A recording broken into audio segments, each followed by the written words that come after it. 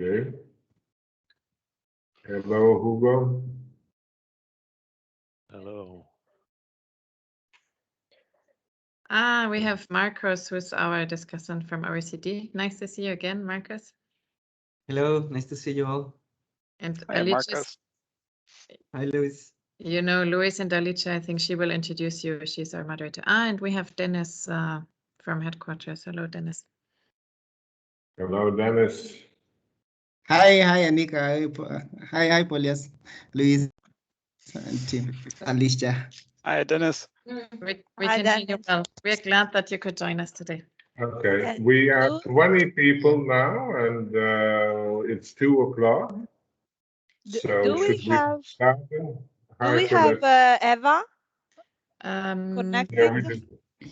Yes, I see her now. Okay. Hello. yeah, so shall we start? Louis disappeared. Let's wait. Luis was replaced by Flag. Let's wait for Luis to be back. Louis merged into the flag briefly. Well, I mean, I'm trying to pick the best background. Do you like this one or do you like this one? This one's not bad, right? I kind of like it. We have lots of corporate options. I was amazed. This, it's a little bit too trafficky. Yeah. No bike in there. No bike in there. That's all wrong. Oh, ugly. No. Yeah, we'll come back to the flag, I think. Maybe I'll just, I'll go for the halo, like little. Okay. Should we start? All right. Good afternoon, good morning for some probably. And please allow me to welcome you to this workshop on SDG 11 indicators. My name is Paulus Kudakauskas. I'm the chief of UN Habitat's office for EU at Brussels, as many of you know. And we are very grateful to the European Commission and in particular Directorate General for Regional and Urban Policy for funding this program, where we are trying to look at the indicators for measuring the attainment of SDG 11. But as you know, the official purpose is, of course, to allow the member states to report on what they have agreed on Agenda 2030, what is the progress of implementation, but also the measurement of progress is important to all countries and cities that want to make use of it, because we are also to try and see it through the lens of being useful to informing policy development and making decisions. So, and you can imagine that once it is difficult to agree on almost 200 countries on an agenda, but the indicators have also been agreed upon by the member states collectively and the experts at the outset of implementation of the agenda. So as we go by, of course, we find different ways of, well, I wouldn't say necessarily improving the indicators, but enhancing them, especially for the second purpose, for informing the policymaker.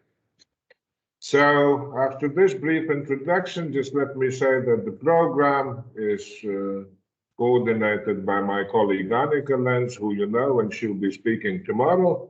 But today, as time is short, I'll just pass the floor to our colleague Louis Dijkstra from the European Commission, who will further introduce the workshop and the moderator. Thank you very much. The floor is yours, Louis. Thank you, Paulus. It's really a pleasure, this series of workshops. I think we've really been able to learn a lot from each other, and be a lot of exchanges. So this is part of 2 workshops this week. Today we're having one summarizing our discussions so far and having a discussion about those. And then on Thursday we'll have a second one thinking in particular about which of the economic indicators could we collect for cities in Europe and cities across the globe. We've all talked about agglomeration economies, but now I think it also is something that's important for the measurement agenda. So we'll be discussing that on Thursday. So I want to introduce you to Alice Siragusa from the Joint Research Center. She's based in Seville, and she will be moderating this session. And she knows the content of this work very well. She's been following it very nicely, and she'll be telling me to shut up if I talk too long, and I encourage her to do the same with all the other speakers. Thank you very much, Luis, for the kind introduction and your nice words. Yes, I work for the Joint Research Center of the European Commission in the Territorial Development Unit, and we have been collaborating with UN Habitat and DG region the last couple of years. So this is actually the fifth expert group meeting that we co-host. And today, you see on the screen the agenda. We have quite a very interesting program, but the main point is really just to wrap up what we have been discussing in the previous workshops and to have an overview, a more overview and holistic view on what we have in the different methodological approach on the indicator for the SDGs. In the second block, so Luis will introduce and brief us on the indicator that we have been discussing, in particular on transport, land consumption, public space, and air quality and housing. That were the topics that we discussed in the first 4 workshops. And then we have 3 discussants that we are honored to have with us that will comment on that part. And finally, we have UN Habitat from headquarters. Dennis is replacing Robert Dunwa that had a family issue and couldn't not be with us today. To have, because of course UN Habitat is working on a global framework for the monitoring of the SDG, so it's important definitely to have also this feedback and discussion with UN Habitat, who is custodian agency for specific SDG 11 indicators. So Luis, you have 20 minutes. You can start maybe sharing your presentation. I'm pretty sure that most of you know Luis, but anyway, Luis is the head of the economic analysis sector at DG Regio. I will not go into the detail of his bio, but he will summarize the discussion on the first workshop. So Luis, maybe you can switch the display setting into, because we see the presenter mode. Yeah, let me try and fix that. Yes. Okay. No, that didn't work. Yes, there. If you go there on display setting. Let me try it a different way. If you use 2 screens, you might need to Exactly. share the other screen.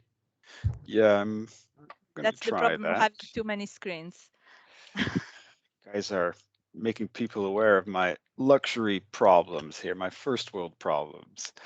I think I'll be able to find it now. And I invite all of you maybe to also type questions or comment in the chat so that also the discussant can maybe pick up some of the topics, or Luis can follow up we can use the chat because the program is pretty packed. We have some space, of course, for questions, but now it's perfect, Luis. So I invite you, all of you, to also use the chat to interact with the speakers. Thank you. Great. So let's go. So we've been discussing a number of SDG indicators, the core indicators, the other indicators, and I want to give you a little overview of where we stand with that today. So these are the 5 SDG indicators we're going to be talking about, and then see, what could be the next steps, which issues are still open for discussion, and I'm really looking forward to getting all the feedback from the discussants and from the audience there. So on SDG 11.1.1 on housing, I think the metadata is very clear. emphasizes a number of issues that we can measure there. But the one thing that, in my humble opinion, is still missing is the degree of urbanization. We got this endorsed by the UN Statistical Commission, so that's something I would encourage UN Habitat to include in there, so that we can actually see the situation in housing in cities as opposed to towns and semi-dense areas and in rural areas. Eurostat produces data already, annual data by degree of urbanization. They publish data on overcrowding, on households with a high housing cost burden. But you can also collect housing data by degree of urbanization globally. For example, in the new manual that we published, we have access to safely managed water, access to electricity, and security of tenure. I wanted to just give you a little bit of examples. Here you can see overcrowded. So this is the definition that Eurostat uses in their statistics on income and living conditions on overcrowding. And you can see on the graph on the left that overcrowding is most prevalent in the cities in Bulgaria, where half of the population in the cities live in overcrowded household, very high, but even in rural areas, it's over 30%, which is actually higher than, for example, in the cities in Belgium or Luxembourg or Malta. So this is a clear indicator, and it's good to see how this one evolves over time, so you can monitor the situation. Here are two global examples. This is from the Demography and Health Survey, where we coded the cluster locations, and so we were able to estimate the share population or share households living in a house that has access to safely managed drinking water. And so you can see, for example, in Colombia, in the cities, almost 100% has access to it, whereas, of course, in Liberia and Haiti, it's only around 10% in the cities there. Typically, you can also see that the share of households in cities with access to this water is higher, often a lot higher than in towns and semi-dense areas or rural areas. For example, in Uganda, the cities score around 60%, whereas the towns and semi-dense areas and rural areas only score around 10%. Reference date differs a little bit depending on the country, but it's between 2010 and 2016. The same source for electricity. And again, you can see lots of cities doing quite well, between 90, 80, and 100%, and the towns and semi-dense rural areas much, much, much lower. This is a new one, which we collected for the manual on how to apply the degree of urbanization. This was presented to the UN Statistical Commission this year. And here we measured the share of adult population that felt that their tenure security of their main property wasn't very good, so that they were concerned that they would be forced to move out of their main property. And here you can actually see that this, in most cases, it's more likely to affect the population in cities, more insecurity there than in towns and semi-dense areas or in rural areas.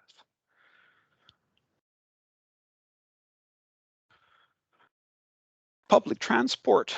We have published quite a lot of work on this and had very good exchanges also with the team in UN Habitat. So we really achieved a very nice harmonization of the two methodologies that we developed.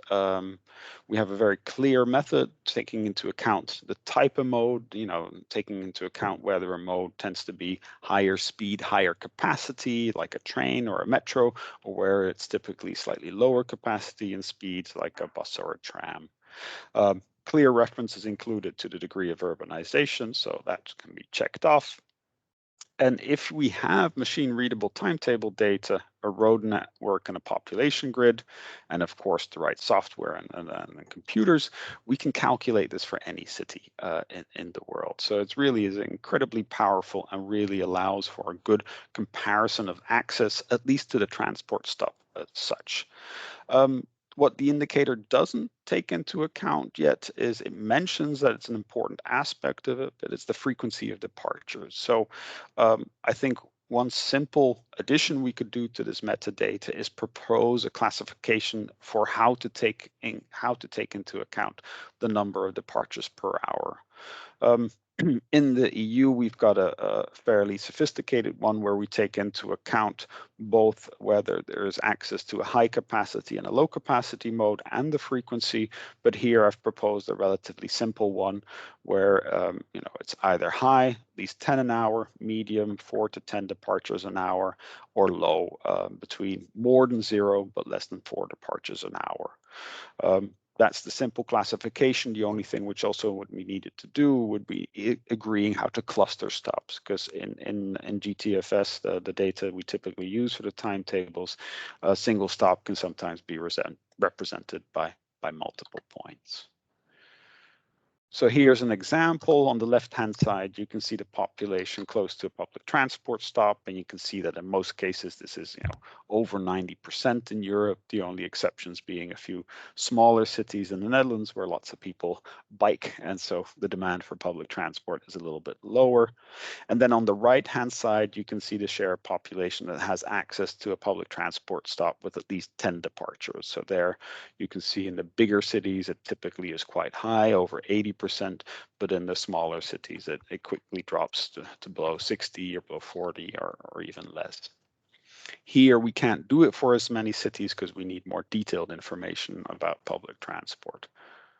This can also be collected for global cities outside Europe.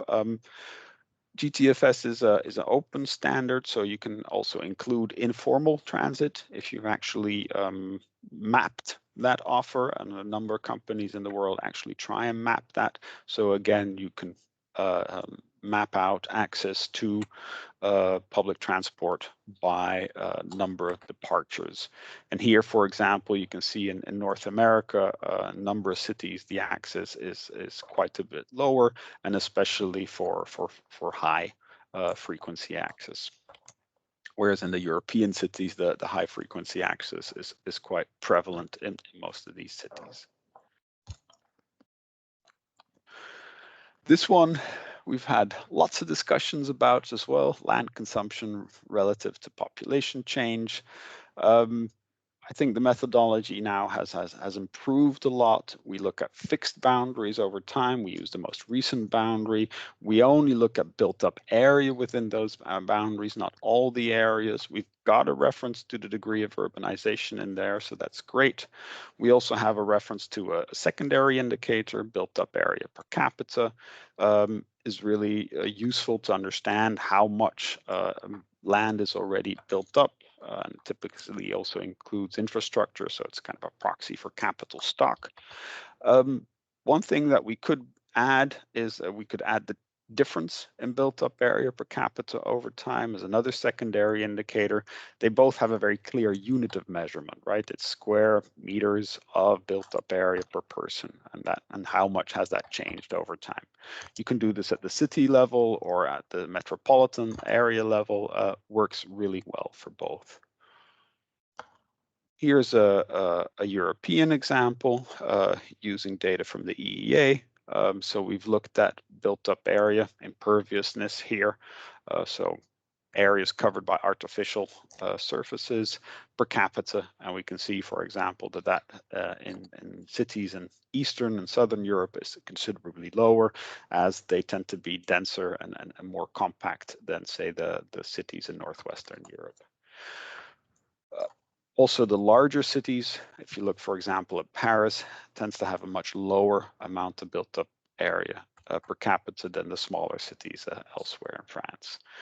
Right now, imperviousness is measured every 3 years, and we should be able to get annual population data for our cities and our functional urban areas. So this, of course, is something we could monitor over time, as long as technology doesn't change too much, right? We now have a little bit of a difficulty measuring this back in time, because we've now have a sensor that measures a 10-meter resolution instead of 20-meter resolution. We did something similar for the global level using global human settlement layer data on built up area and population. And in the future, we expect this layer to be updated every 2 years using Sentinel sensors. And also the population grid will be updated regularly. So then we could actually measure this every 2 years globally. We may have to also then update the definitions of the cities and the metropolitan areas, a bit trickier to do. But again, this is an example from the Cities in the World report where we show that this indicator can be measured and it really captures meaningful differences across the globe. For example, here you can see in Africa that in most metropolitan areas between 2000 and 2015, built up area per capita shrunk. I.e. population growth was faster than built up area growth over that time. Then we come to air quality, fine particulate matter, and the recommendation here is to use population weighted averages. I think the methodology is very clear, but the degree of urbanization is still missing. Now here, this is an indicator for the World Health Organization as the custodian, so we should get in touch with them and encourage them also to refer to this harmonized definition to make sure that different countries produce this data for the same types of areas. There's lots of different ways of calculating this. You can use remote sensing, you can use interpolated layers or ground level monitoring stations.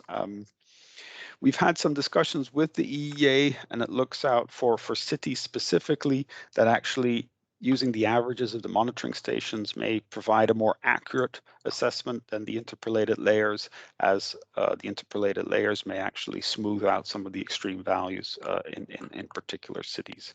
There's a new city air quality viewer that the EEA released just a week ago. I encourage you to check it out, and I'll share the presentation after the workshop so you can check it out.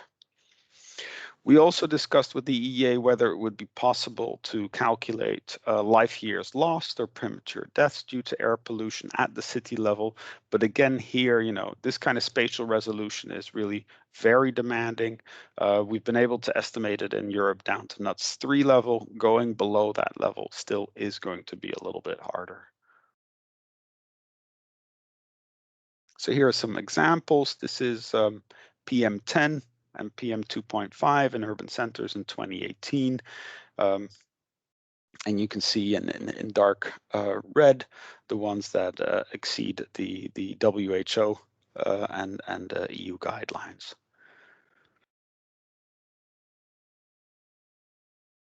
We can also measure this at the global level, again, using remote sensing. And there you can see the concentrations particularly high in the Indus Valley, in India, and also in eastern China. So all in all, lots of these indicators can actually be monitored and measured, and I think that's very encouraging. This one is the toughest one, I would argue. It's the open space for public use. We've had a long discussion about this, and it covers 3 very different types of areas, both in terms of measurement, but also in terms of use and relevance, and maybe how we want to capture this, right?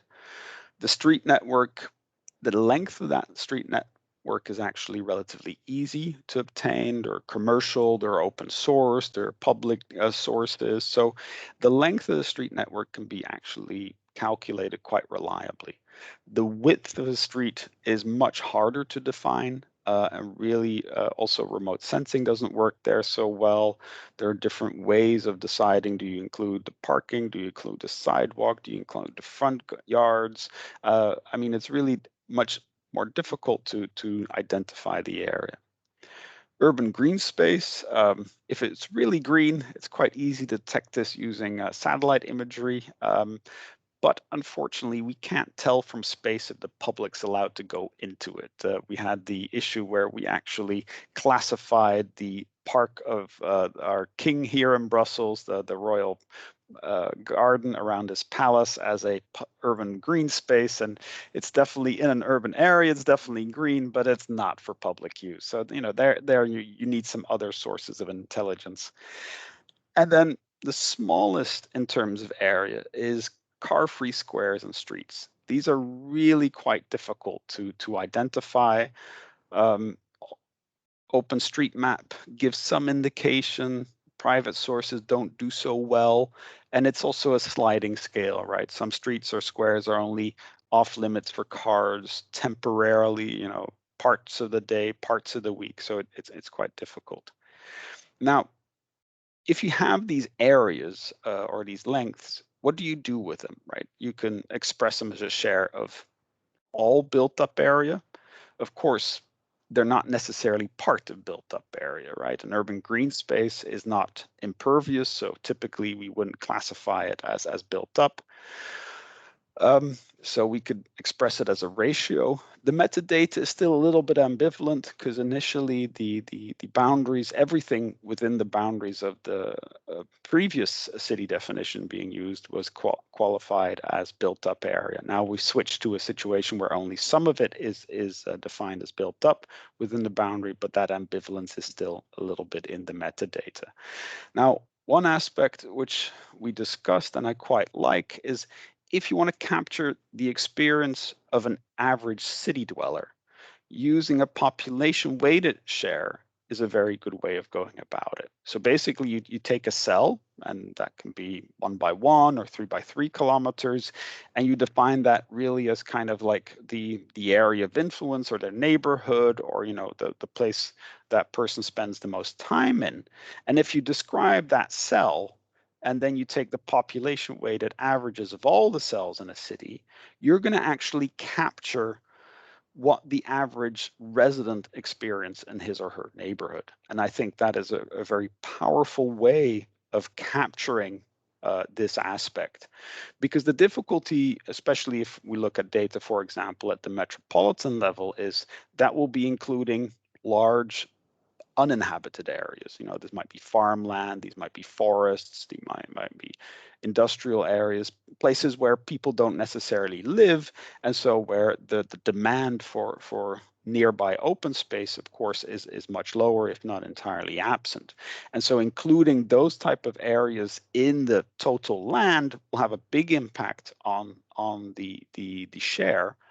But taking this population weighted approach, because nobody lives there, and actually frees up the indicator from that distortion. So I think it's really useful.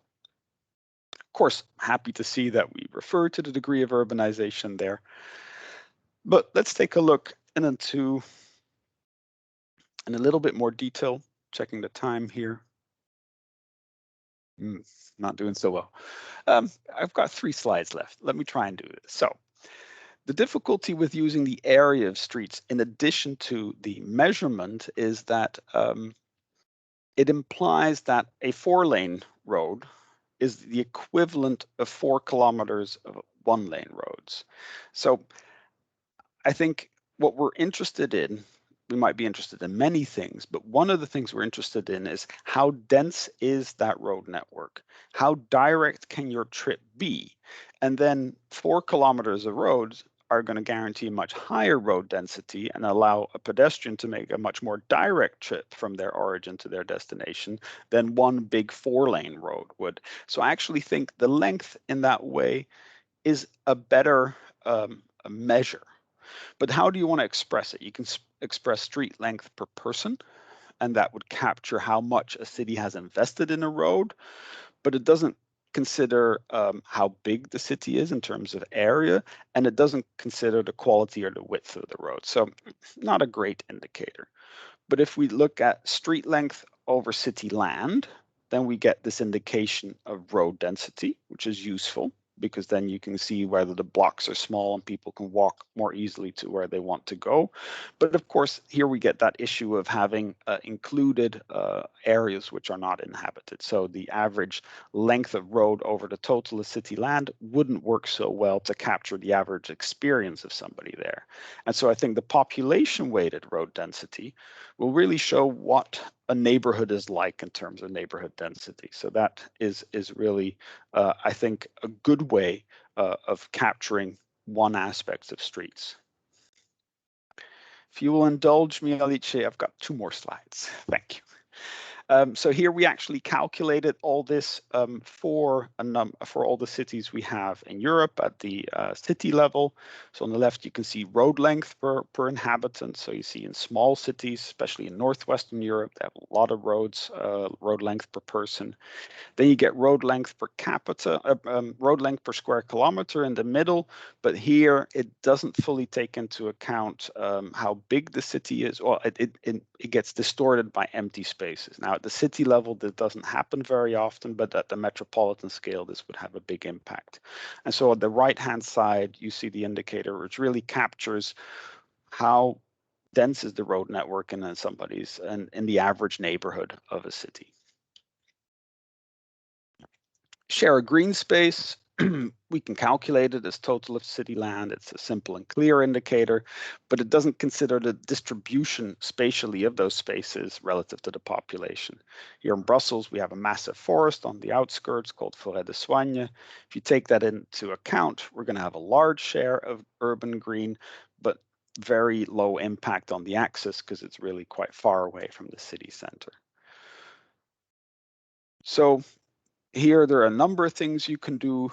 I think the population weighted average of the share of urban green within a square of 3 by 3 would be relatively simple to calculate, and we're working on that now.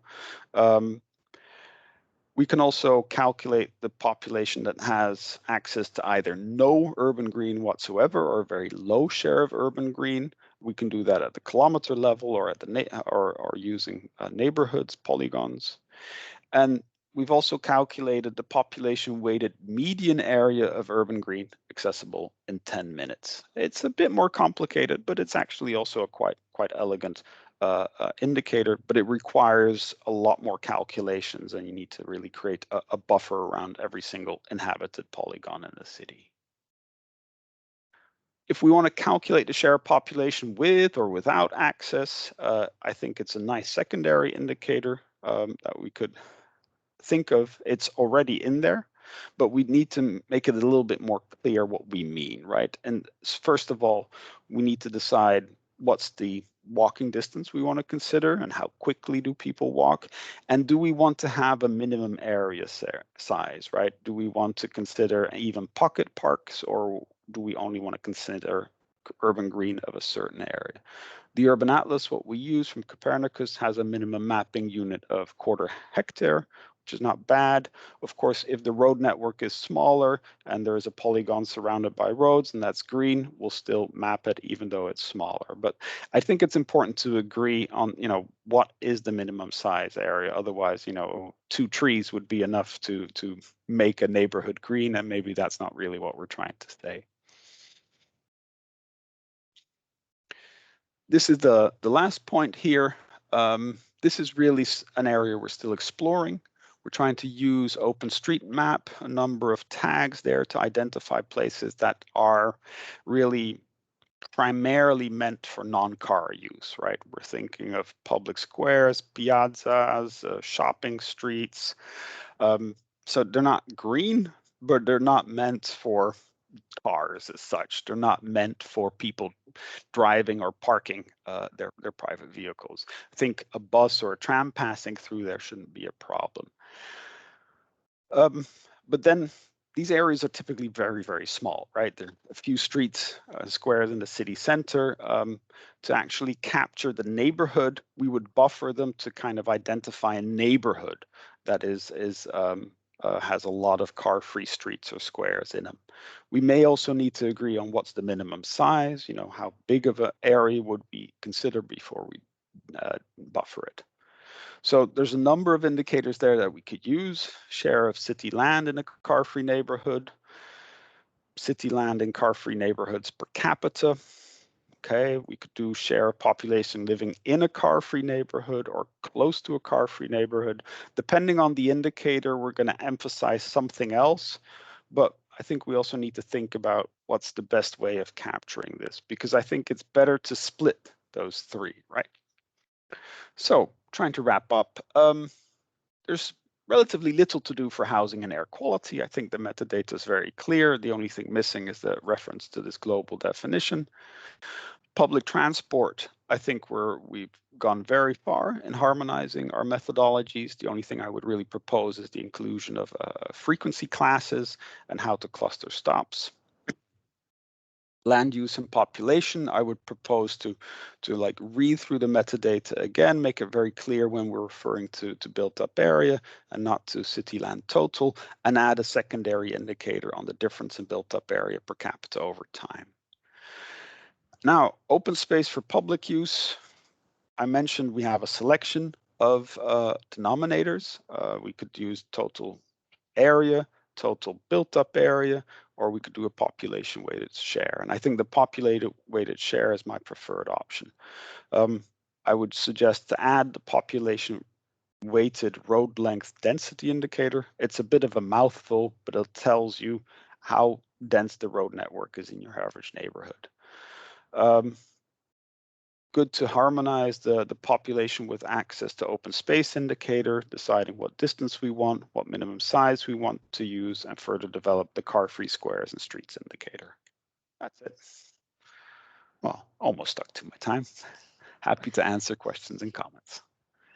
Yes, thank you, Luis, for your presentation and for trying to make a summary and a synthesis of many topics that we have been discussing over the last years. I invite all participants to raise your hand. On the top of your screen, you have the chat, and then there is a sign with the hands if you want to put questions. I don't see anything in the chat now. I know that also colleagues from JRC connected, both from ISPRA and other places in Europe. I invite all of them because some of them also participated in the work behind the calculation of the data. So if you have comments, please feel free to do it. Otherwise, I have one question, maybe while we wait, about the last point on the let's say the complementary indicator on the car-free squares and street. Are you proposing this as additional only for, like, for example, the city center, the denser area? Do you think it makes sense to have a difference within the city or not?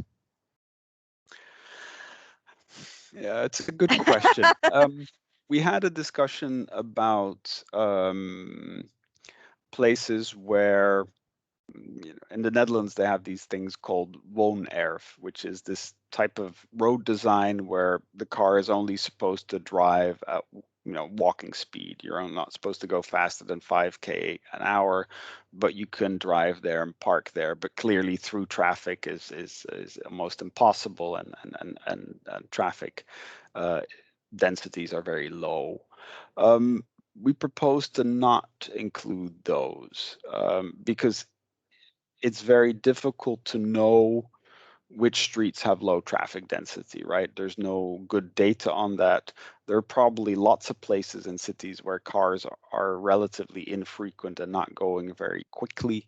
We're thinking of targeting more very heavily used spaces, typically in a city center, but I wouldn't limit it to a city center because it could also happen that if there's an area like the Milan Expo where you have lots of people walking around, I think that counts too, right? So it wouldn't be limited in spatial extent, but the idea would be to capture something which is heavily used by residents, by tourists, by visitors, and you get areas with a high traffic, pedestrian traffic. So that's kind of the space we have in mind here. Maybe it would translate in a different way in different places, but I think for the European cities, I think that makes sense.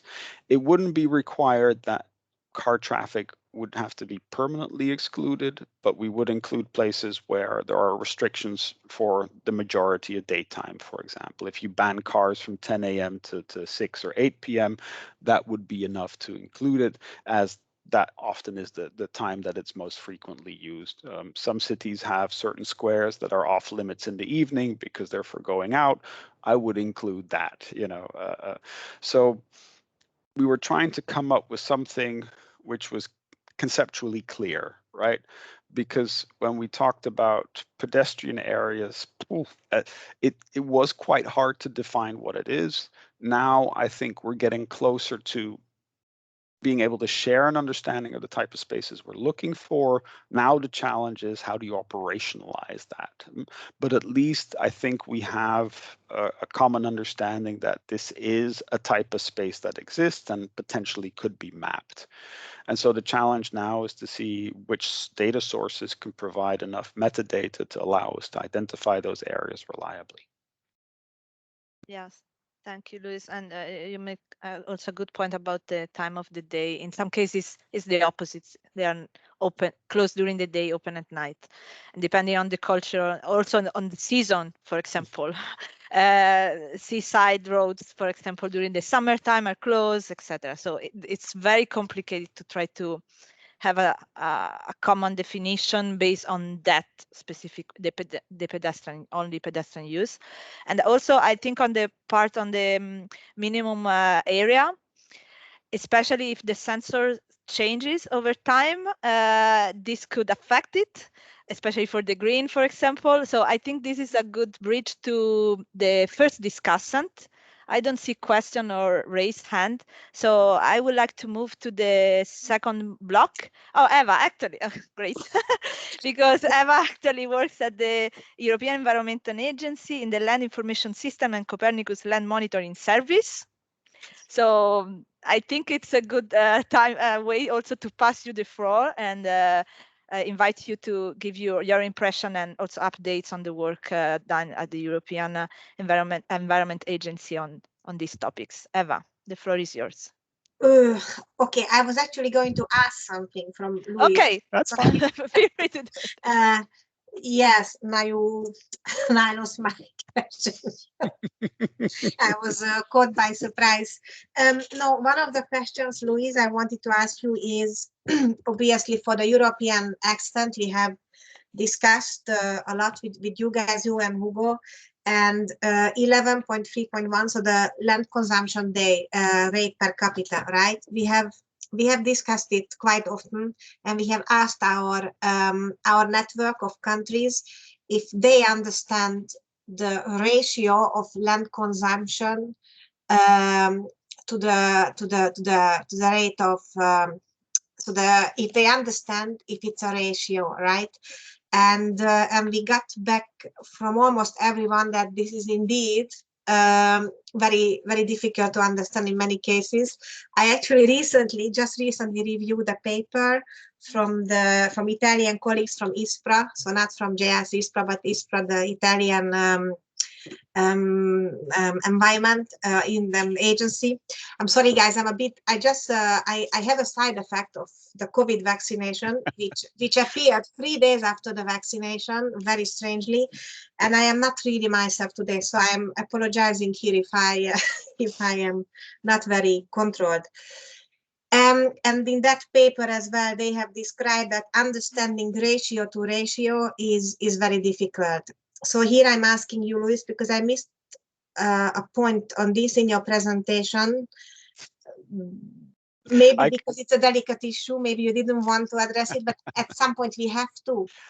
Well, we're among friends here. I think we can speak openly. I basically skirted the issue, because the area where we can change things is not the core indicator. The core indicator is quite difficult to change, and the term ratio is actually in the indicator description.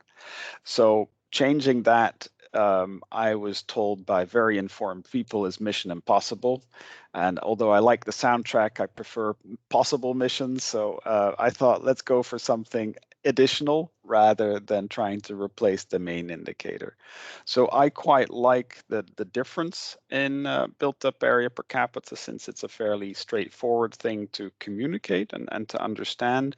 The only area where I'm still thinking we might need something else is places that are shrinking in terms of population, because they're, typically people leave faster than buildings get torn down. So typically built up area per capita goes up.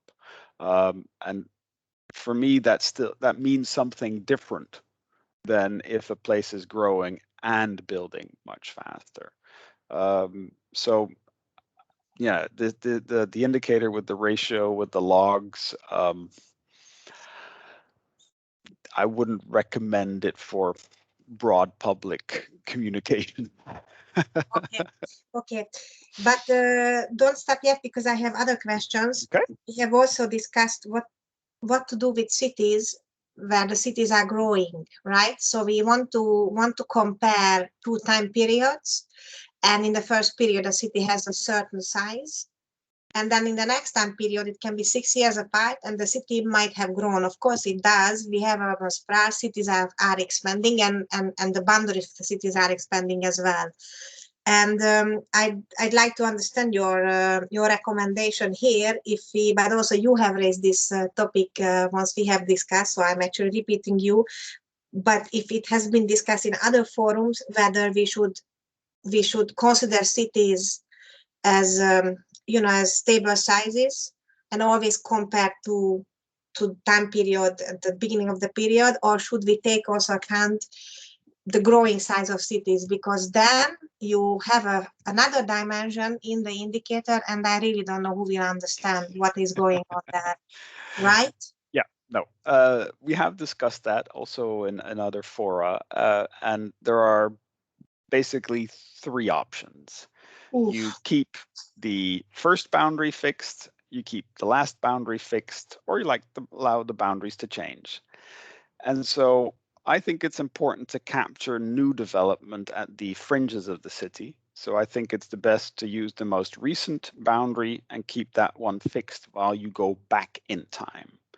If you would only keep the oldest boundary and would not allow that to change, allow that to grow, you would miss the new development outside the boundary of the city. So if you use the most recent boundary and use that back in time, you will capture the new development. I tend to agree with you that if you use different boundaries over time and then compare them, it gets very complicated, because basically by expanding the boundary, you're also including population and buildings that were already there, right? So you'll have new population and new buildings mixed in with buildings and population that were already there in the first time period. And so it kind of exaggerates this sense of growth. So when you use fixed boundaries, you avoid that exaggeration of combining new construction with additional population and buildings that get added by an expanded boundary. So my recommendation, and this is also what now is in the methodology, is instead of using and changing boundaries for period 1 and period 2, it also now recommends use one boundary and only use the built up area within that boundary and use the most recent boundary. Most recent one. That's interesting. Okay, I have to think about it, but thank you for this. Not that I not agree with you, but just so that to get my mind around. You know how to find me if you have further questions I next do week know or the week after. That's no problem. Don't worry. But I have 2 more questions. I'm sorry for that. Go. Land uptake per capita, it is a surface, right? Do we consider the vertical axis as well? I would love to, but we don't. Because basically, because we have no data, Yeah. or we don't? Yeah. So there is a new report out by the World Bank called From Pancakes to Pyramids, where they try and capture volume, basically floor space, if you will. And that's based on some experimental estimates of building height. I think that's very interesting, because one of the difficulties I have now is if your population grows faster than your building footprints or your built up area, you've got 2 options. Yeah. They're building up and people actually have more space, or they're just cramming more people into the same buildings.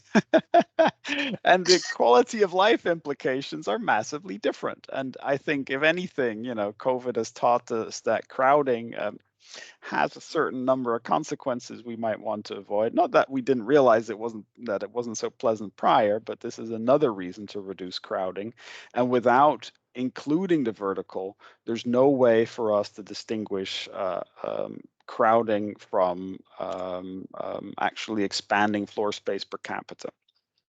But yet again, doesn't it then become too complex, the indicator? Land uptake per capita per height, or you know, I mean, an indicator has to be very simple. That's Well, yeah, I mean, first right thing now I learned at the agency.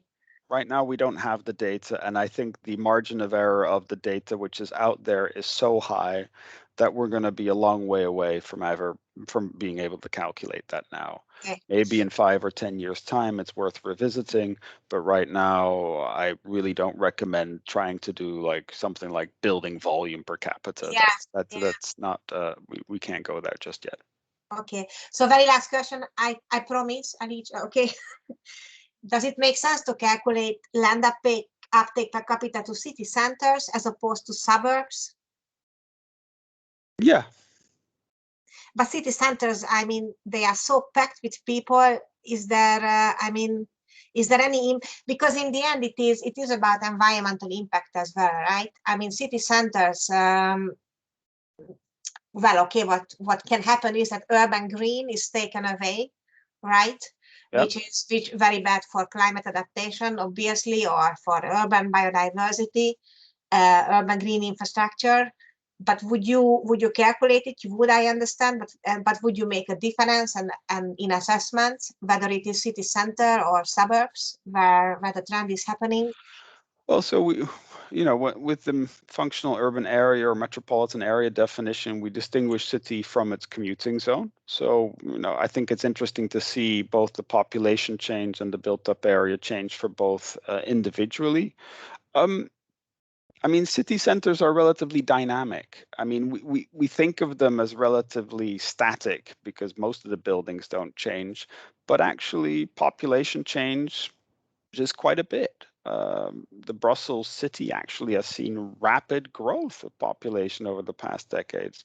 It has seen 4 decades prior of shrinking. But also in terms of construction, we are seeing a lot of construction, low rises being replaced by mid rises. And of course, you've got a certain number of empty buildings that either get replaced or get reused. So I think it absolutely makes sense to also cover the city center in the sense that you also get a sense of the pressure, right? If you see that there's very little built up per capita in the city center, it might be that, the pressures on the commuting zone are high because there's so many people crammed into the city. So I think it provides information to do those two areas separately and measure them separately over time.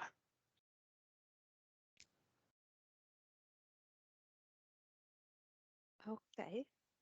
Eva, I don't know if you want to also provide, since you were the following one in the agenda, you also want to provide general comments, or are you satisfied with these questions? For the time being, I'm satisfied. More will come as we go. More will come. Okay. No, thank you very much. And we also have last, let's say, 25 minutes devoted only to discussion and wrap up. So I think we have more time. I would like to try to keep the pace. So I would like to move to Marcos Diaz Ramirez.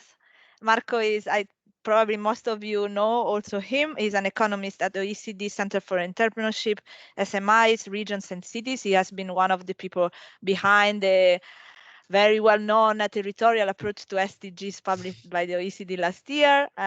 So he has been working a lot on SDG indicator, both for cities and regions in the OECD countries. So Marco, I invite you also to provide some comments. Okay. Well, thank you for this invitation, and I'm very glad to see some familiar faces that I met physically in Brussels 2 years ago. Well, it goes fast. Well, so I will start making just some thoughts also relating to OECD work, and also, well, with some questions that Lewis put in his presentation. I will follow the order he followed. So starting with housing, I'd like to mention that the OECD just launched a new report on housing policies, which identified 3 main areas where the OECD wants to keep working on data, because there are important data gaps. One is house prices, which relates to affordability. The other is homelessness. And the third one was land use regulations. Of course, all of this, if possible, going granular. The most advanced area so far is the one on house prices at the subnational level. The OECD already collected house prices for mainly house price changes for an important set of OECD countries. However, there's interest and we need to work more on getting just price levels. And also going more granular. Right now, we are working with a selection of countries for which we would like to go more granular, even at the zip code level, or well, starting from the zip code level or Lao. So I think this will allow us also to get, for example, the GURBA, which is very interesting for us.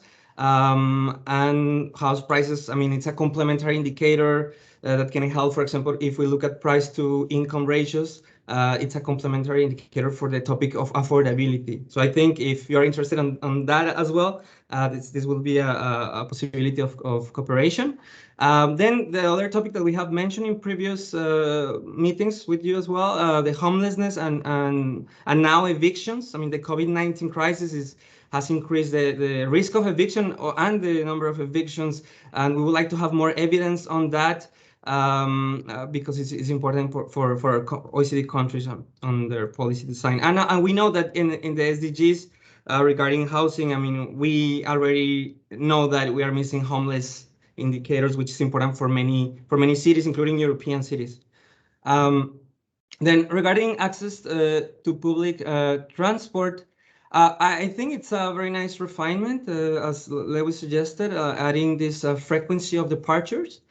Just a thought I had is that how can we also consider or the local demand for transport, in the sense that, well, we know that resources are limited. So saying that just increasing the numbers of departures per hour and that's good, I mean, that might not always be the case.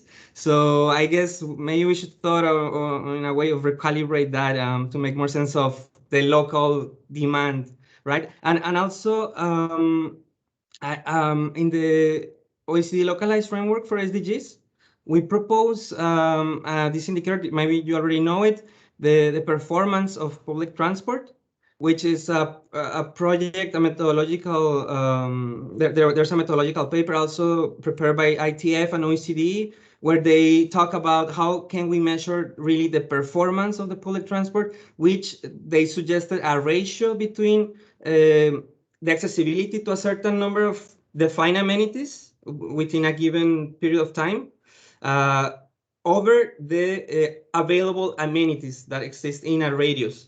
So that could give us a sense of how this transport network, the different modes, can help you really to access the different amenities that matter for well-being. So I think that in the future, at least for Europe, because we have this data for European FUAs, so I think that could be very interesting. It was done mainly with TomTom data and also using the population grid, etc.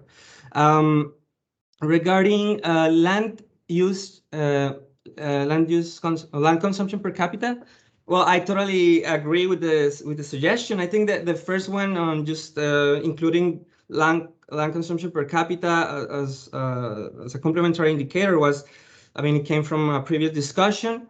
But I agree that it would make sense to also have a look at the change. I mean, land consumption per capita and levels and change. We started using this also in regions and cities at a glance, for example, and we realized that it's very useful for communication. I mean, for visualization as well. And also, I mean, we know that there are huge disparities in terms of land consumption per capita across cities in the world. So I think it's very important to know when you want to look at the change, you need to know from where you're starting. Regarding air quality, I think this is a very, very important indicator at the OECD. And there is room for improvement, but I think here we really need more coordination across agencies. I think, as Lewis mentioned, the World Health Organization, but also European institutions. The OECD follows a sort of what we call an hybrid approach, meaning that we mix remote sensing or satellite imagery with ground monitoring. This is done because the OECD wanted to provide estimates for for the world. So in that sense, we needed the satellite imagery. And then to try to improve the estimates, of course, for the countries for which we have ground monitoring data, you can calibrate and you can improve your estimate. Of course, not all countries have ground monitoring, so the calibration is better for certain countries than others. But I think it's an harmonized methodology, and in that sense, we feel more comfortable for comparisons across the world.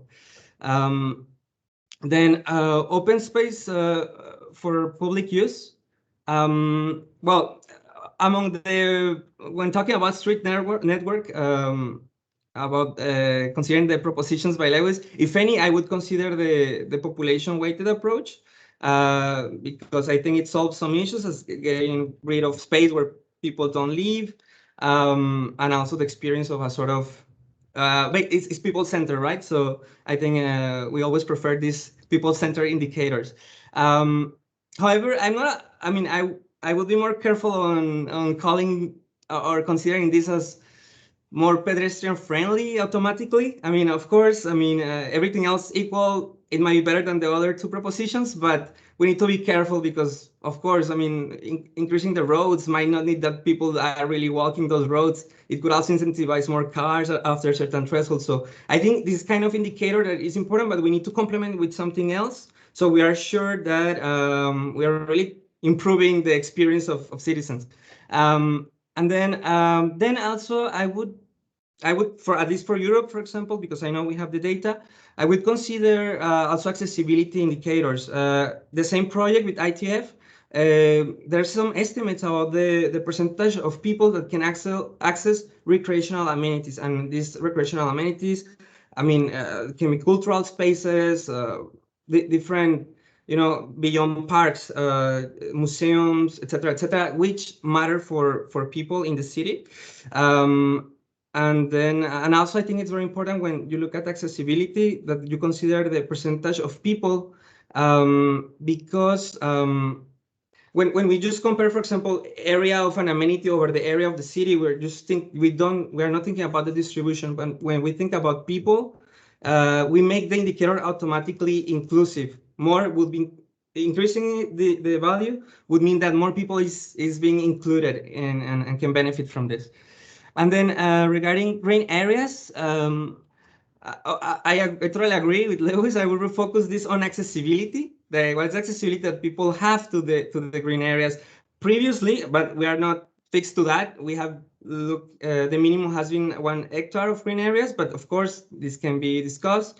It's not fixed in stone. And then I think, but I would still keep the share of urban areas as a percentage of the area of the city as a secondary indicator, because it can also bring other benefits such as mitigation of climate change. It can help to prevent the effects of heat waves or things like that. So it's also an important indicator.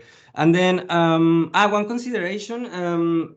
Again, we are not fixed to that, but if you go to our database, this is what you're going to find. When we talk about accessibility, we have been looking at 15 minutes of walking or biking, which is around 1 kilometer.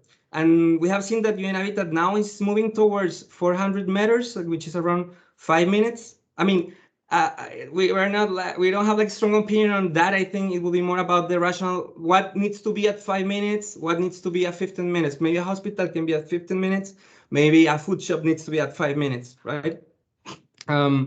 And then finally, about the pedestrian or car-free streets and squares, I think this is a wonderful indicator that I would like to see. But instead of looking at the area of these car-free zones as a percentage of the city area, I would also turn it into as a people-centered indicator. What is the percentage of people that can access these free car areas, which are very important? This would also turn the indicator into inclusiveness. So I think those are the main points. I look forward for the discussion. Thanks. Thank you, Marcos. I don't know if Luis, you want to reply, or maybe we can also listen to Pier Giorgio, and as you wish. We are I'm 3 taking. minutes late, so it's okay. Even I think we squeeze Well, a little bit more the let because me Marcos had a lot of comments that are very Yeah, specific, I took and I also see notes. some comments on in the chat. I took notes, but I think if I start replying to everybody at the end is going to be very tedious. So let me reply a little bit now. Okay. So let me pick up a few things here. I liked your suggestion of trying to figure out what's the local demand for public transport, because I was already indicating the Dutch cities, small cities where everybody bikes, there's not a lot of demand. We have tried in the past of getting ridership information. But ridership information used to be quite complicated because it was organized by provider. And they might be, regional providers of public transport. So how do you clip it to a city, or how do you clip it to a metropolitan area? In Brussels, there's so many different providers for public transport. It's really quite hard to capture the riders that get on a stop in Brussels. But now, increasingly, with people, checking in and checking out with their passes, it might be possible to actually get the number of riders for a specific small geographical area. So I think there's some opportunity there. In the paper I put in the chat, the first paper in the chat, we estimated things like public transport vehicle kilometers traveled, speed by type of public transport, bus, tram, train, metro. So that also gives you a kind of an indication of the type of service provided. I'm extremely familiar with the work of ITF and OECD, given that I was part of that work, and Hugo was as well. So yes, we like the performance and the accessibility indicator. So I think that is quite demanding in terms of calculations, not to be underestimated. I mean, ITF did a great job, but it's quite, I think it's quite advanced. I think for the global level, for the secondary indicators, we're trying to take it one step at a time, right? Before you can actually get a comprehensive data on all destinations and good enough timetable data that you can actually, calculate travel time. That is very ambitious. So I would be a little bit cautious on that. I agree that combining remote sensing with ground monitoring is really critical. It's useful to be able to do that. We have thought about different ways of doing that, for example, for our urban green spaces, trying to find out, is this actually public, yes or no? In principle, there are organizations that could give us information on use of certain spaces. Basically, a company like Google pretty much knows how many people show up in a park and they know it by every single day of the week and every hour of the day. So at least they could indicate as to whether it's popular or not, whether they're willing to do so and whether they're willing to do so over time. I doubt it. So it's a challenge. But one of the things we do, which I quite like, is we do get information from our perception survey. So we have this quality of life in cities survey where we ask people how satisfied they are with urban green in their city. So there, okay, you don't get it per individual park, but you do get a general sense of whether people feel that the urban green in their city is of a high quality, and then they enjoy it. So I think it is always important to combine, information about the location, the accessibility, the size, together with qualitative information or appreciation of it. So I think that's a good idea. I'll say two more things. I'm thrilled that you like the population weighted approach. I was really worried that it was way too complicated, but it really does capture the experience of your average city resident. And I think that's really what we're trying to capture here. And I think if, share of total land is not as good as an indicator there. So I'm thrilled by that. And then last point, fully going to agree with you. Road density is not a sufficient indicator for pedestrian friendliness, right? One of the indicators that I hammer on about is actually traffic fatalities per capita. And there are many cities where this is still shockingly high. So that's one aspect. The other challenge is for pedestrian friendliness and bicycle friendliness as well, is that the tools we have in place now to actually measure that are basically crap. You know, we have outsourced the responsibility of mapping our road network to a bunch of private companies who sell the stuff to car drivers. You know, there aren't any pedestrian GPS markets out there, which is why we don't have good pedestrian data. I mean, you know, let's put it as simply and bluntly as possible. If pedestrians would buy really expensive GPSs, some private company would map every single sidewalk in your city, but they don't. So the companies don't. So I actually think this is our responsibility. Well, I mean, this is the responsibility of the public sector. This is something the private sector won't do. And so this is information which is important to become available. But there's quite a lot of work to be done to actually come up with a nomenclature and a mapping guide that can do this. But there are positive examples out there. I was really heartened to see that Copenhagen worked together with OpenStreetMap to really improve and really map every single bicycle path and route there, and also improve the pedestrian information embedded in those maps. So it can be done, but I think we still have quite some ways to go. I'll stop there. But very good comments. Thank you, Marcos. Yes, there are also some comments in the chat, both from Benjamin and Philip, not only about the access or the network of public space and street, but also about the quality. And yes, I think we gave up about quality of public space for the indicators at global scale, at least. Of course, UN Habitat has been working a lot on indications and guidelines on how to measure also access to people with, for example, disability or different age groups to public space. Maybe Dennis later on will comment on that. But I think that a global scale for global indicators, we are not there yet. But of course, feel free to comment also later. I think I see Aldo that raised his hand. That maybe has a question. Yes, if it's a quick one. Yes. Yes. Okay. Hello, everyone. Hello. Thank you very much for Hello, Luis. Hi, everybody, and thank you for letting me in. Well, I have a more general question, I would say, because all these indicators. Two questions, in fact. The first one, Luis, would it be possible to have this presentation, because it will help us a lot in our work? And the second question, which is more practical, could you give us a suggestion, I mean, at least to me, a suggestion on how to use these indicators directly in practice? I'm asking this question because precisely we're having now an URBACT network, SDG, implementing SDGs at the local level. And I'm having a really hard time to explain the Polish partner city what are the SDGs and how do they translate in their normal life in managing the city and running, the project.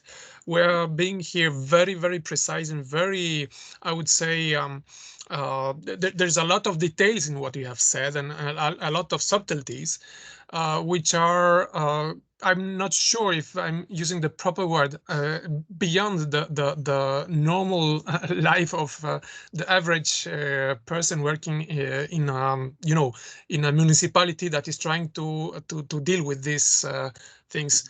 Could you give us some directions on that? Thank you. So yes, happy to share my presentation, and I kind of agree. Here we're talking among expert data users and producers, and so we end up using a language which translates less directly to action, but action is definitely in the forefront of my mind. And one of the indicators I really like very much is because it points both to a problem and is sensitive to change. So if you take the share of urban green over total land, That's pretty much. I'm not going to say it's totally fixed, but you build a new park, you can barely see it. It's going to go from 5.1% to 5.2%. It's not really going to show much, right? But if you look at the share of people living without access to urban green, and you actually put in a park in one of those neighborhoods, you can really completely change that neighborhood. And so for me, the focusing on the lack of access really makes it much more actionable, right? Because you not only can you calculate it at the city level, you can also identify it. You can put it on a map. These neighborhoods don't have enough green or don't have access to urban green. And here in Brussels, we've actually seen a couple of new parks, some small and linear, some big, being put into some of the really more dense and fairly ungreen immigrant neighborhoods around the city center. And so that actually would show up, right? And the same goes for access to public transport. Which are the neighborhoods without access, or which are the neighborhoods without access to high frequency departures? So those are really kind of guidelines for action. I wanted to pick up two more comments from the chat, if I may, Alice. So Philip Stein's comments, very good points here. There are definitely situations where we don't get the full picture of crowding, right? And we try and rely on population registers, but we don't know that not everybody is registered here. So this is an ongoing challenge, and it's really areas where we can continue to work to try and estimate that better. And sometimes, just calculating things like mobile phone density might give you a better measure of crowding than a population register would. And increasingly, that is also becoming feasible. On the informal transport, for the Cities in the World report, we actually worked together with an organization called Where's My Transit? And they are basically paid by a city government to get on every single informal little bus transit and map its route, map its stop, map its speeds, map its frequencies, because they turn it into an app that people can use to navigate both formal and informal transit in their city. So that's really a brilliant example how relatively low cost data collection can be turned into something that everybody can use to navigate a whole bunch of different transit schemes. So I think you can do that really well.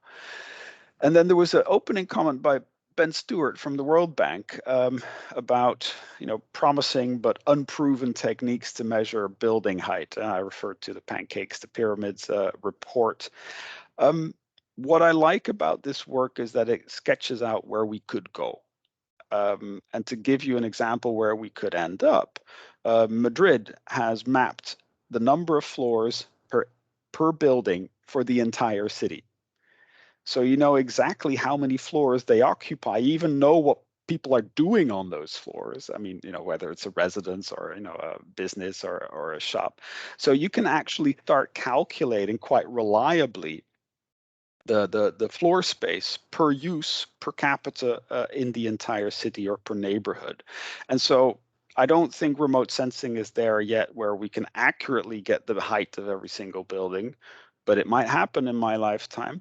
But it also allows you to think about Ava disagrees. No, sorry, I was going to say we can measure accurately the height of buildings very accurately. It's just very expensive. Exactly. Exactly. Well, maybe it'll get cheap in my lifetime. I'm very young. Oh, that could happen.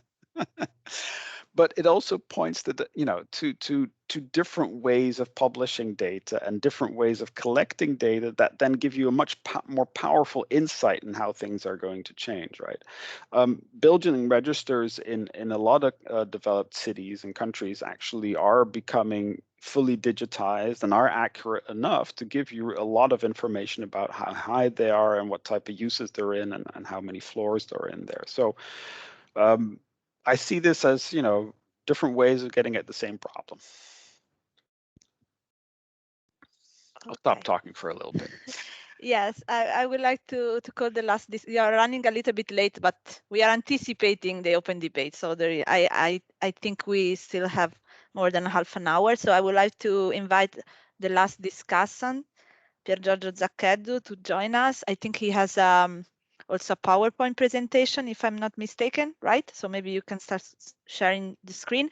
Pier Giorgio works at the UN GGIM, the Global Geospatial Information Management. In particular, he works at the Europe Working Group on Data and Integration and its subgroup on SDG indicators. We have been talking a lot about data and indicators that are calculated with very different input data sets. So I think Pier Giorgio will have a lot to say about it. Pier Giorgio, the floor is yours. Thank you very much, and thank you very much for having me to this very detailed and very interesting discussion. I will try to keep in the 10 minutes. I guess I will manage, and I will go very quickly through the first 3 bullet points. So, what is GGIM and what contributes GGIM to the agenda and how it is organized, and I will focus more on what has the Europe Working Group on Data Integration done and what is the geospatial data input. So just briefly, GGIM, many of you or all of you know that this is a formal intergovernmental committee. It's voluntary and best effort, and it's on strategies on geospatial data to create an efficient geospatial information management. On the agenda of UNGGIM, you have several topics, and one topic, for example, is a global geodetic reference frame. This is clearly a geospatial topic, and these topics refer and address all indicators, all goals, or particular goals. In the case of the global geodetic reference frame, this is really the basis for all georeferencing activities for all indicators. How it is organized. GGIM is organized in regional committees, and I will address now the presentation of the activities of the regional committee in Europe. And we have one working group on data integration where I'm the chair of. And this is a working group where about 30 members affiliated to geospatial and statistical agencies are contributing to. We have also organizations like Eurostat and the European Environment Agency. EVA is contributing to that, and also DG Regio, Hugo is contributing to that. So I've seen also familiar faces here in this group. And that is a very strong link here in this group between geospatial and statistical agencies, which is a benefit here. What have we done so far? In 2019, we published a first geospatial data analysis on 4 indicators, really providing technical guidance for countries, for the statistical offices and the geospatial agencies contributing to that. And it is a comparative analysis between pan-European and national methodologies. And if you are interested in this work, it's available through our GGIM Europe website. The new work plan includes again the analysis of SDG indicators. It's led again by the statistics colleagues from Portugal. And it shall also provide again technical operational guidance, benchmarking pan-European data sources, integrating also pan-European data sources with national data sources, and provide again a report on a guidance report. And if you are interested in more details, there is also a scoping paper describing the work on the website available. According to the work plan and according to the first task, we have started with an assessment of several SDG indicators. You see mentioned here several of them. And we have then selected 4 indicators for a more detailed analysis, and I will focus today, of course, only on the first 2.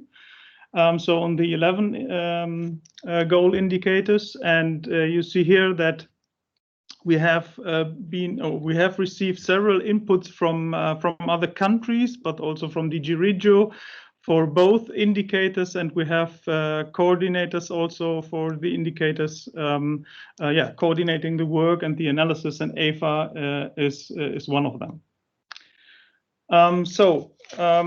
What can we say about 11.2.1 concerning the findings? That you can see that confirms somehow what Louis already mentioned, so that there is a low level of divergence in methodology between countries and between national and European level.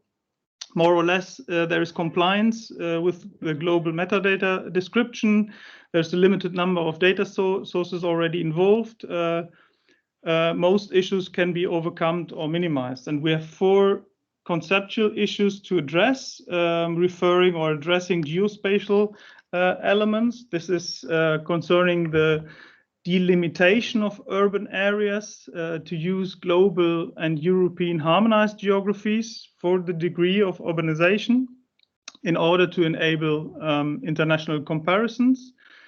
Concerning the public transportation stops, to use also if it's possible, of course. I've learned today that that's of course not always possible to use authoritative data sets, but with stops and locations and scheduled timetables, if that is possible.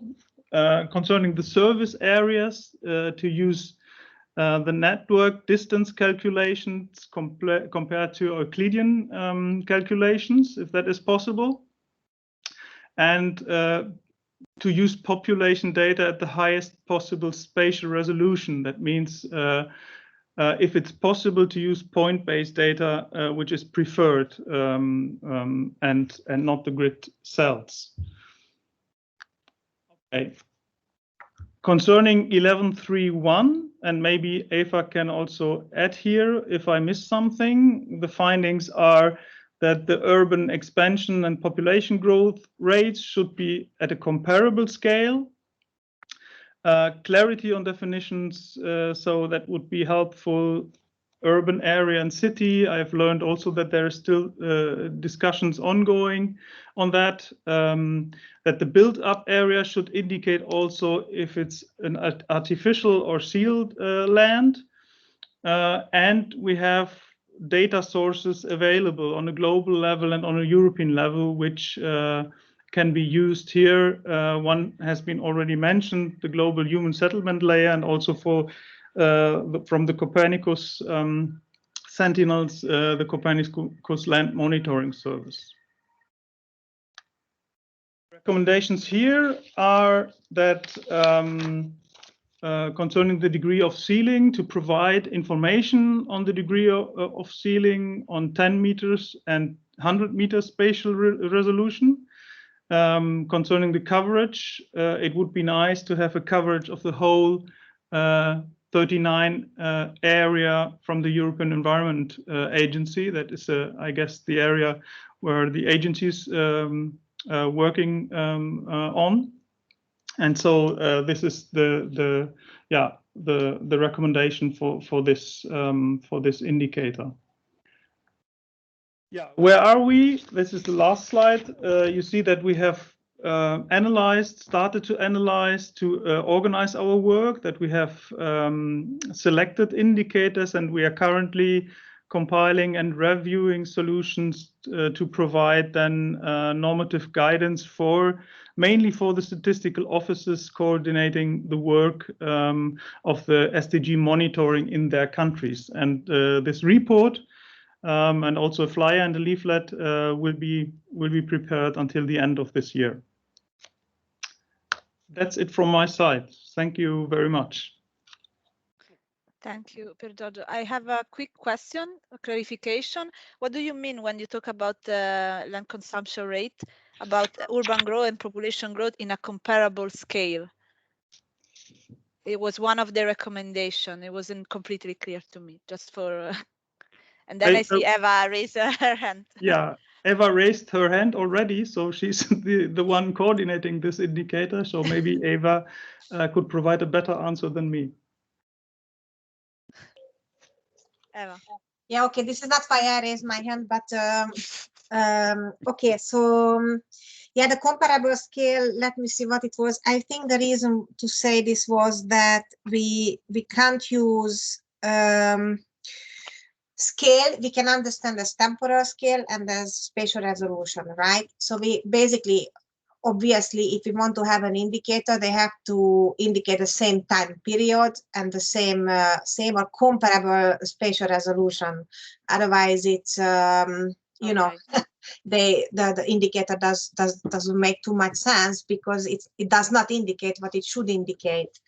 And in Europe, we can do that, in fact, because we have the data. On the global scale, I guess it is not as straightforward as I am asking for this. But may I say why I raised my hand? Since Sure. Yeah, and then which is another maybe issue. yeah, then quickly we go to Thomas and then Dennis, because I want to still have time to have the conclusion and close on time. Okay, Yes. very, very fast, but this is indeed an issue. And so land uptake per capita, it is not insignificant difference if the land is turned from agriculture to an urban park, or from agriculture to a mining area, or from agriculture to a sealed area, right? It is still land uptake because it is happening because people need more space, but an urban park still has some urban cooling effect, right? A mining area, I don't think it has a lot of ecosystem services besides maybe infiltration, right? Whereas a sealed area completely loses, it's degraded, right? And it's extremely expensive to de-seal a sealed area. So my question here would be to this team and to everyone, if land uptake per capita should consider only sealed areas, or also areas where a non-sealed area is turned to something which is of less ecosystem service value. Okay, Thomas, maybe you can also comment, and then if Luis wants to reply. Well, I had mainly a side comment on the data availability, because I can announce that the space regulation is adopted, and this foresees in the new work program of the Copernicus service that there will be now an operational production of the GHSL data sets from next year on an annual basis. So we will have from 2022, end of 2022, roughly, you can expect that there will be global updates on population grids and built-up area grids. So this question of Eva about data availability at the global scale should, to some extent, be solved. We will still face, of course, some problems there, but at least we will go away from this current status where we had the last update 2015 and 5-year intervals. We will move to something much more frequent, which is of much use, I think. And then maybe to comment on Eva's proposal, yes, I think that is something that is desirable, that we can have also some qualitative information on what type of change we are observing. Again, I think we are still a bit far from being able to do so very quickly, because there's a lot of different ways. You mentioned mining area. Is that worse than a parking lot? Simply, I don't know. So, but I think there can be some intermediate higher level aggregations where we can say this is a positive change or a negative change. Something like this, I think, would be great if we can maybe have that as an additional information. Thank you, Thomas. Okay, maybe we can move to Dennis' comments, because I'm pretty sure that what Dennis will present will also bring new elements to the discussion, and then we go to the closure. So Dennis Milwaukee works at UN Habitat in the headquarters, is actually one of the brains and arms behind the global framework and a lot of data collection on SDG indicator for goal 11. So Dennis, the floor is yours. Thanks, Alicia, and it's really great to have you introduce me. You always introduce using big names. I also feel the pressure of time, so I'm going to try to run through as quickly as possible. And Luis raised a lot of questions that supposedly I'm supposed to respond, so I'm going to try to respond to those, but also those raised by Eva, Marcos, and Pierre George and the other team. Before I even start, I just want to again express past Robert's apologies that he's not able to participate today. And he handed over to me and gave some things that I need to say on his behalf. The other thing he also told me to say is that we also appreciate the partnership with the Commission and all the work we've been doing that has resulted specifically to the harmonization of the city, which is actually one of the key things that I've seen in Luis's presentation here. Good. So that said, I'll start straight with 11.1.1 on housing. As you know, the method we've been using for measuring housing is really based on household deprivations across like 7 areas. And for the one that applies to Europe specifically, I think is the one for affordability. I've seen that in Luis's slide, there's something about overcrowding, but also housing cost burden. This actually aligned properly to the global measurement, and because in many European countries you don't have deprivations in terms of access to water, sanitation, and things like durability of structures. So for this one, I think the method seems to be clear. The only maybe harmonization would be needed to see is the attributes that relate to how you measure housing overcrowding versus how at the global level we measure overcrowding. Because at the global level we look at 3 persons per sleeping room, which is slightly different from the way you are approaching it in the European context. So here I think because also the conditions really vary across different countries. So that is one area for me that I see a lot of harmonization happening. The second thing that I want to mention here is that for one of the major challenges we've been having is to produce data for housing, and informality at the city level is actually very challenging because the input data we use is it needs to be at the household level. So in many contexts, in the census, maybe you'll have very detailed, high resolution data that you can actually produce the indicators at the city level. But in between the census periods, where we rely a lot on the surveys like DHS, then it becomes really difficult to produce data at the city level. And that is why if you notice in most of our reporting, we report on urban trends. So you see, might be like in a country, we look at the urban population living in slums or in informal settlements, or the proportion of urban population that does not have affordable housing. In this context, affordable housing is 30% of the income. Household income should not be spent more than on housing. So here I see there's a big opportunity in application of the deglobalization. It's something that I really love what Luis has shown in terms of the measurements and some of the data across countries. But I also want to warn that we are going to have a challenge to actually measure this at the city level consistently because the input data might not be available at the right resolution consistently across countries to implement this. On the other one, on 11.2.1, is one of my favorite indicators. Here I want to really, again, appreciate Luis, Hugo, and the team, because I know in 2019 when we had this discussion during the INEC conference that we really agreed to harmonize the methods, and from this we really produce a lot of data that is now part of the global database. It is also helping us to understand what is available in Europe and how this really relates to what else we are producing. So in many ways itself has helped us to also cross-validate the method that we were using before. And there's a lot of harmony actually in terms of the statistics produced using what the sources used for the public stock data and the ones that we had used previously. The second thing I want to mention here is that in the area of looking at the transport system itself, I was reading a report a few weeks back from UITP. I know they're doing a report with, I think, DG Regio about access to public transport in Europe. And one of the things the report was saying is that even when Europe says about 91% of population has access to public transport, the usage is actually very low. And these are some of the things that I think Luis is trying to bring out, that we might measure the core indicator, but there's a lot of things that we are not really capturing.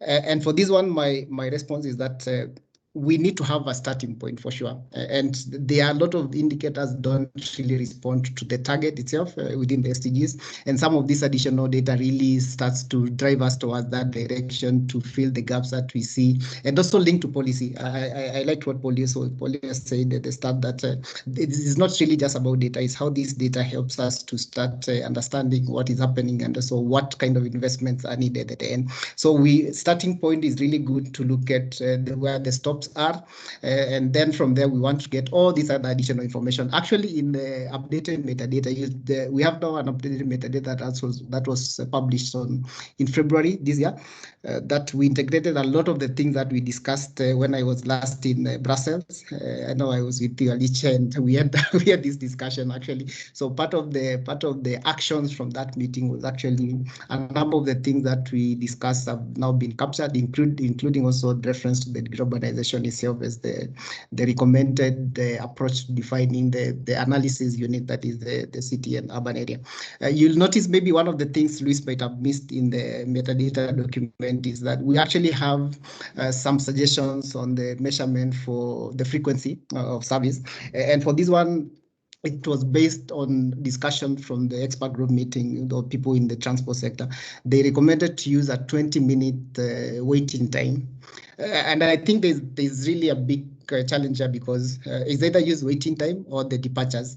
In the data set this showed, I think I was looking at my city in Nairobi, and I'm seeing it shows more than 10 departures per hour for public transport. But I can tell you that is insignificant, because the carrier size itself is very small, about 14 passengers. So even if you do 100 departures, the movement really is not so much, because you're only moving a few people at a time. So there really has to be more consideration, especially outside Europe, or maybe outside the developed region, where you might have more of the high capacity carriers. In countries in cities where you have more low capacity carriers, but also where informality is the norm, then it really becomes more complex to measure these in a more harmonized and universal way. And that's why you see some of those indicators are really, we are still there hanging and not really having something very solid that is agreed upon.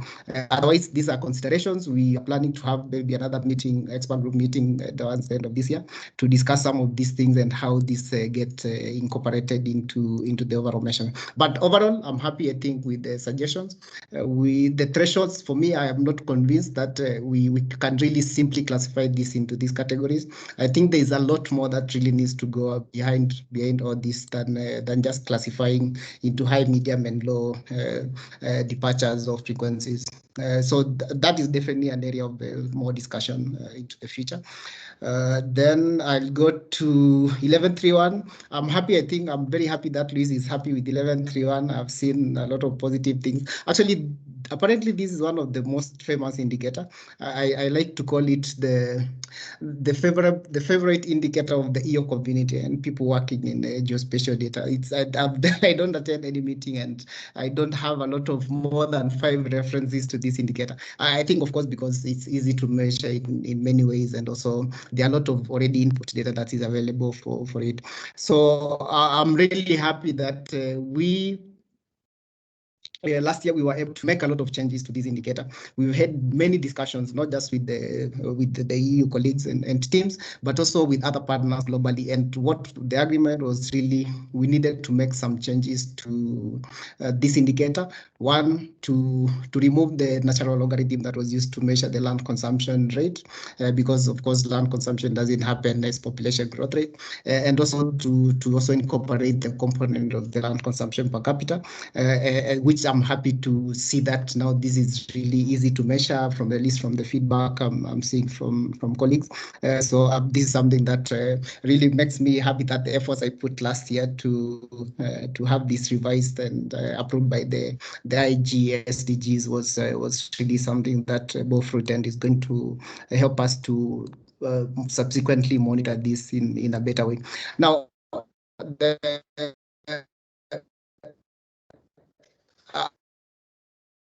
area per capita.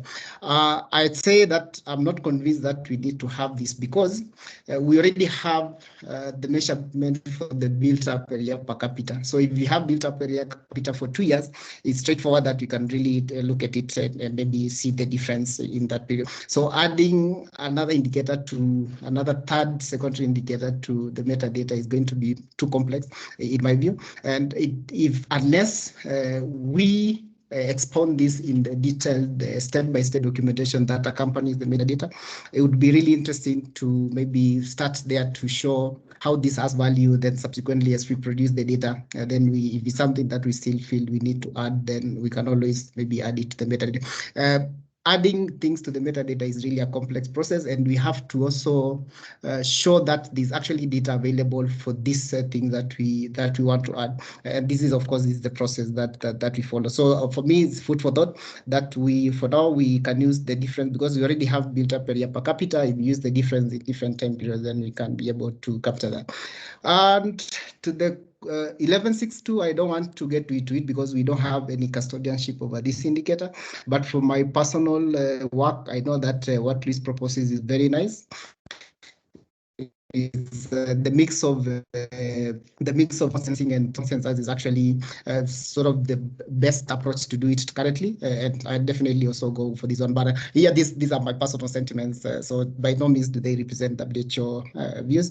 Then in terms of the harmonization of the degree urbanization, this as part of the UN system-wide strategy on monitoring, this is one of the discussions we're also having bilaterally with WHO to have the degree urbanization captured as part of the indicator measurement.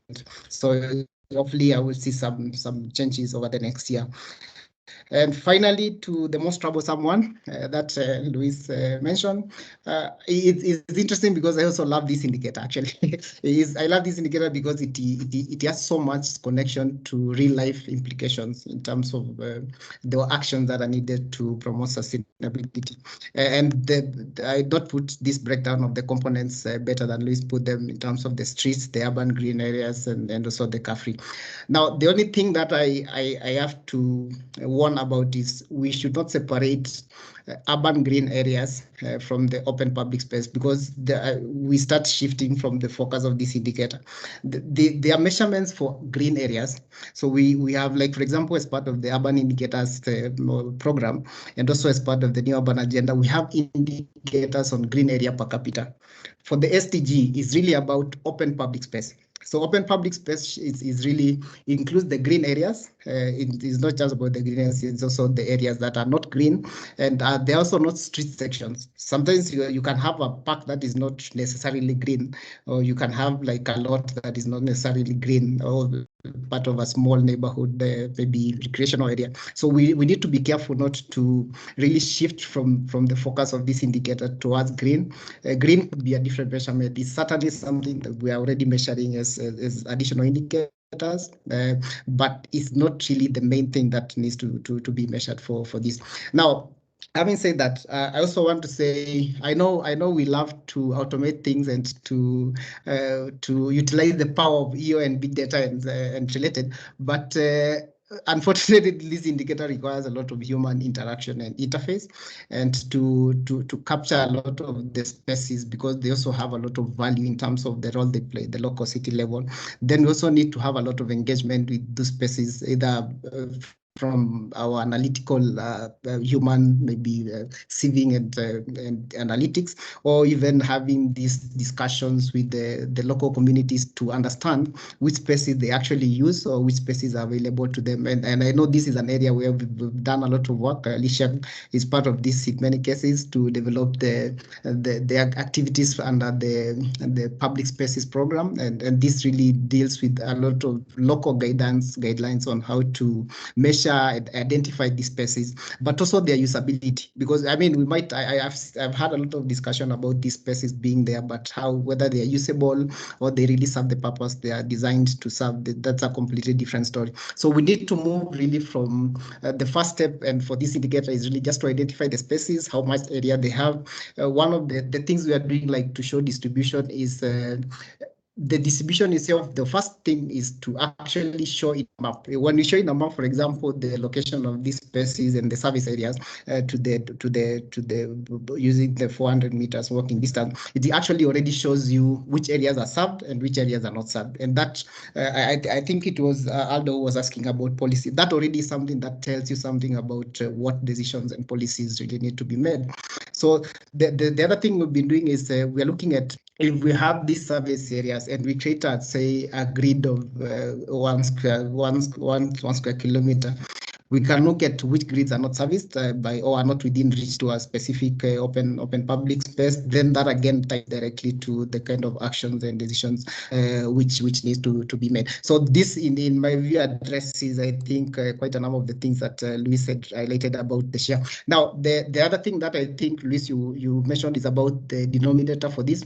So built up area, actually, if you look at page 2 of the 2021 metadata, it actually defines what the built-up area in this context is. It actually the same thing as the city. It is really about an unfortunate definition of the indicator, which we cannot do anything now. But at least we've clarified in the metadata information itself about the what really the built-up area is. It refers to in this context. So you don't need to worry about the thing. It's really, you treat it as the built-up area is actually the city, or that here in this case is actually defined using the degree of urbanization. Then I know Alicia is looking at the time. I know I've taken up almost everything.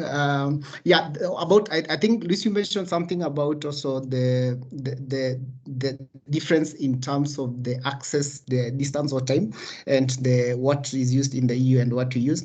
From my, if I remember well, during the discussions in the expert group meetings, the aspect of access by all actually came in a lot here, because if you put the distance too long, then it means maybe the elderly, the children will not be able to really access the spaces within 10 minutes walk, which is much longer. So I think the agreement here was to have 5 minutes walk, which went about 400 meters. Again, this is an area that would be nice to have subsequent discussions. I know Alicia is already part of this discussion in alternative forums. It would be nice to see if it's really possible. Of course, as we increase the distance, we also need to look at what implication this has in terms of the agenda of leaving no one behind. And the other thing I think I want to mention here, maybe as a last thing, is about the I had one point is about. Yes, it's about the issues of usability. I know someone, I think, raised it in the discussions, the usability of this space. Sometimes we've seen that spaces have different uses. So we have, I think Luis was mentioning about a big forest outside Brussels.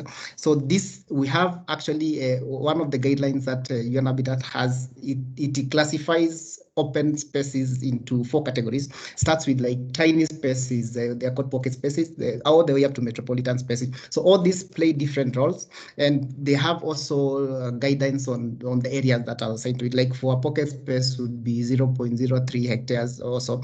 So here it's the space. I don't know who was mentioning that the space could be a few trees. It's really here not about the green areas. It's about that specific space, and that space plays a role, and we really look at that. There's also something we developed called a document to tell when a street converts to an open public space. So in some contexts, you see, like in an informal settlement setting, you'll have only one street that is available for those. It's not really a street that is used by cars, but it serves a purpose that could be fully an open public space for that specific table. So these are things I think that have been discussed and in detail in the past, and there are all this documentation that is available. Finally, to close down, I see that I know it's wants to tell me to stop. two things, three things. That one, due to the complexities of producing data for all these indicators at the city level, that's why we developed and been proposing to use the national sample of cities approach. And this, what it does is, if you want to look at the situation on, say, public transport in urban areas in your country, if you have many cities, then you can adopt the national sample of cities, select a sample of representative cities for your country, then produce data on those ones, then you can produce national aggregates for those. At the end, the decisions are important at the city level. So if you can produce data for all the cities, then that is the most suitable approach to use. The other thing that I mentioned already is that the issue of revising metadata is pretty complex in terms of what the requirements are. Whatever we propose needs to be measurable, not just for Europe, but also for the entire world. So we also need to be very clear about if we want to include any secondary indicator or additional measurement methods, then this also needs to be applicable to other contexts. In that case, then it will be much easier even to defend why we need to have this included as part of the metadata. Other than that, I think I'll stop here. I know there might have been things I've not answered from the other speakers, but I'm happy to respond to this in the discussion. Thank you, and back to you, Alicia. Thank you, Dennis. And I think you brought to the table a lot of interesting reflection, especially both on the indicator on public space, but also in general on the measurement of the same indicator or complementary indicator in different contexts, and what does it mean to access to any public services, both transport or public space of others. So I think we are running out of time. I don't want to take too much more minutes. So before leaving the floor to Luis for wrapping up and closing the meeting, I would just like to recall that we continued the discussion more on economic indicator on Thursday, same time, but the link is different. Annika highlight this in the email invitation. So you find in the invitation a different link to join the meeting. Luis, I leave you the floor for the conclusions. Thank you very much, everyone. I feel like this is the mission impossible, but definitely wanted to thank the discussants, also thank Dennis, and give our regards to Robert. I think very useful comments, very interesting. Of course, changing a secondary indicator can be extremely complex. I was curious to hear the discussion about waiting times versus frequencies, because then the challenge is also waiting time to go where. Because at a single stop, you can have one route going both ways, you can have 3 routes, you can have 5 routes. It becomes a lot more complicated if you want to know the waiting times, because you got to decide for which bus or for which metro. So definitely some further work to be done there. I thought you brought really good points to the discussion, so really appreciate that. I mean, in a sense, this kind of wrap up session was kind of highlight the progress that we've made, the harmonizations that we achieved, and a few points out there to look for further work. And like Dennis, I'm a big fan of the open space for public use indicator, and I'm very sensitive to the point that we need to find methods that can work everywhere, right? We can add on stuff for places that have more data or have different data needs, but I do think it's interesting to find ways of looking for indicators that could work everywhere. I actually think, with the data also being produced by GHSL and Copernicus and OSM, an indicator like simple road density population weighted average for a city could be calculated globally. That's definitely among the possibilities. The difference between open spaces and green space is important, but of course not the pure goal of 11.7.1, right? We want to capture all the open spaces and trying to find ways of characterizing them and not ignoring the non-green open spaces for public use. So trying to find ways to capture those in different settings is going to be important. So I really enjoyed this session. Thank you all for coming. I hope you learned something. We'll share the presentations with everybody who participated, and yeah, we'll see everybody on Thursday who wants to join. I see Ava still has her hand up.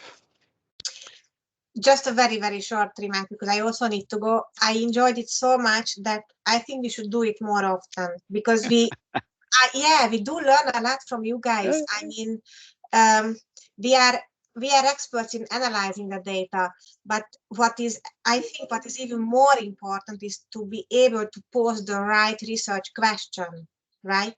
We have now, I just said it this morning in another meeting, we have now almost more data than what we can analyze.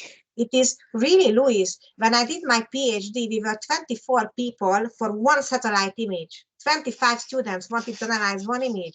Now it's the other way around. We have too few people and too few research, the real research question, the interesting question to ask, and too much data. I mean, you know, and these meetings, I like them very much because I learn every day something, and I love learning, and I think it is what moves us forward. So I would call for maybe with us, with the agency, maybe with a bit more meetings, because maybe we can be of help, but we definitely can learn a lot from you. So I'm very happy and grateful, very grateful that I was involved and invited. Thank you very much.